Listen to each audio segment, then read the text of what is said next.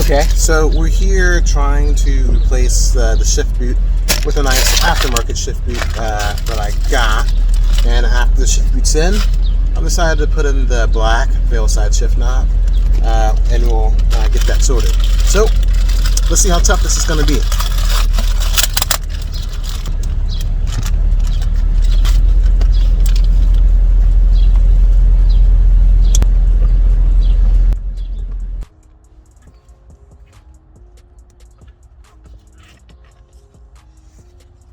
Okay, so I struggled with it off camera for a moment, but I think I've got it sorted now.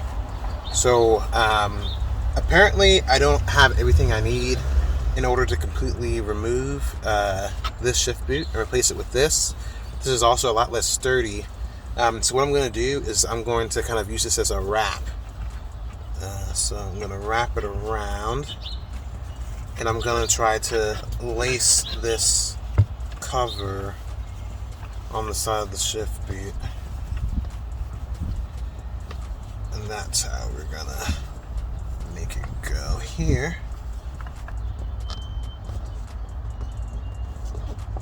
It's like sitting in there.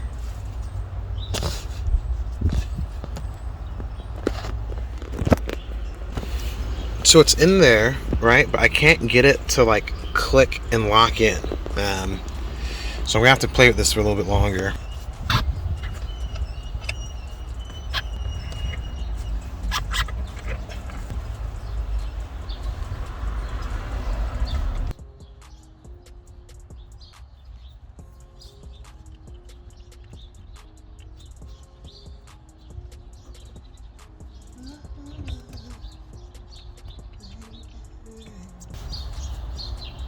Alright, so now that I have the shift knob installed how I like it, I'm going to make sure to put the veil side shift pattern on there, and it'll be complete. Alright guys, so we have it on there. I think this looks great. I love it. I got this from Knightsbridge on Etsy. I thought it would be a little bit darker. It looked a little bit more teal in the on the pictures. But I'm kind of thinking that it works out. I think anyone who has a black Spyder or the black interior of a Spyder, I mean, it is black, but it does have like a bit of like this navy blue hue to it. So I think that it kind of, works well. I'm also thinking about trying to get a custom made version of this specific shift boot and kind of put it in like either grayscale or black. But I don't think I'm going to go that route because, I just really think that this looks nice. And I'm happy with it. So yeah, so if any of you guys are interested in the spare veil side shift knob that I'm gonna have in silver, feel free to leave a message in the comments, and I'll message you, and you're free to have it. Well, not free to have it. It will come from a very reasonable price. So I have the new shift knob in here, and I kind of wanted to take it out for a spin. One thing I've noticed is that this shift knob style, it's a lot more like vertical than the stock shift knob. And I'll kind of, put some B-roll of the old shift knob in there to kind of, let you guys know what I'm talking about. But with this shift knob, it's like you kind of have to grip the shift knob like vertically to shift gears, whereas with the old shift knob, I felt like whenever I was driving around, I'd always alternate between coming in with the shift knob over the top and coming on to the shift knob from the side. I kind of mix and match while driving. And one thing that I've noticed with this veil side shift knob is that it doesn't really feel nice to come in from over the top. So what I'm noticing is I'm always, kind of palming the shift knob and shifting around that way. But it still feels great. I think one thing that you have to realize whenever you're modding a car, or as big or as small as they may be, is that different isn't always bad. So driving around, shifting around like this feels a bit foreign. But what you have to realize is that for the past 2 years of change that I've owned this car, This has been the only way that I've shifted the car around. This has been the only way I drove. So it did feel a little bit like uncomfortable getting used to it, but you know, I like it. All right, so we put in the shift boot and we put in the rail side shift knob, but there's one more thing that I want to install inside of the Spyder. Here we are. Let's get this inside the car. So I'm just joking. So this isn't going inside the car just yet. If you guys watch PT's videos, you know that Veilside actually sent me these seats really quick. They told me it would take 3 or 4 months, and it actually took 1 week.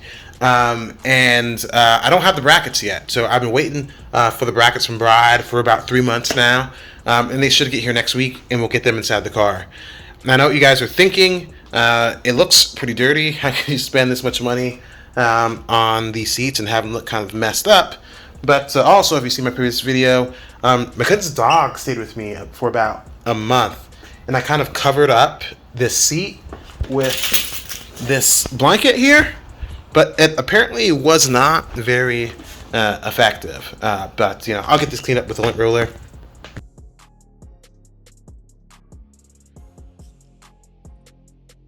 Alright, so this is what we came for. This is the next thing that's going to go inside the Spyder to kind of spice up the interior. However, it appears that the weather isn't quite agreeing with this. So I thought I'd kind of show you guys what it is, and then we'll kind of show it installed in the next video.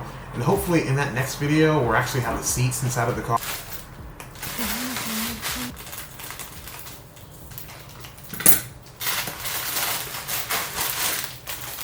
Alright, so what we have here are TRD seatbelt straps. So they're a bit loud, they're red, kind of not the color I was going for. I was kind of looking to see whether or not I could get these in black, but red was the only kind I could find that was kind of like in this vintage style. So I thought I'd try it out, see how it looks, you know, with the new seats and everything in there. And if I'm not a fan of all of this, with this pop of red inside the car, I kind of think it also goes with kind of like the Akoski like air freshener that I kind of have in the car right now. But if I don't like how it looks, you know, with the rail side seats, you know, the new shift knob, if I just think that the color coordination is like a little bit off, I'll just put these on eBay, and then I will look for some black ones like this. And one reason I was thinking about getting these because I've also seen people kind of use this as like kind of like an easier way to grab and locate the seat belts. So I kind of know that the rail side seats are kind of going to be like a tight fit inside the Spyder. The Spyder's a tiny car, but by having these in there, I can kind of have the seat belt kind of propped onto like one of the arms of the seats, so that myself and any of my passengers that ever get in don't have to like dig over the shoulder really hard in order to get the seatbelt. But yeah, that's it. Just wanted to show this to you guys. Not going to show this in the car right now because of the weather, but that will be in the next video. All right, have a good day. Oh yes, so general build updates. I was again, the start date for this keeps on being pushed further back and back. Keep in mind, so the start date for this keeps on getting pushed further back and back, and that's basically because things just aren't quite coming in. Now, I haven't got I haven't got the air suspension yet, the air suspension struts, and I haven't got my veil.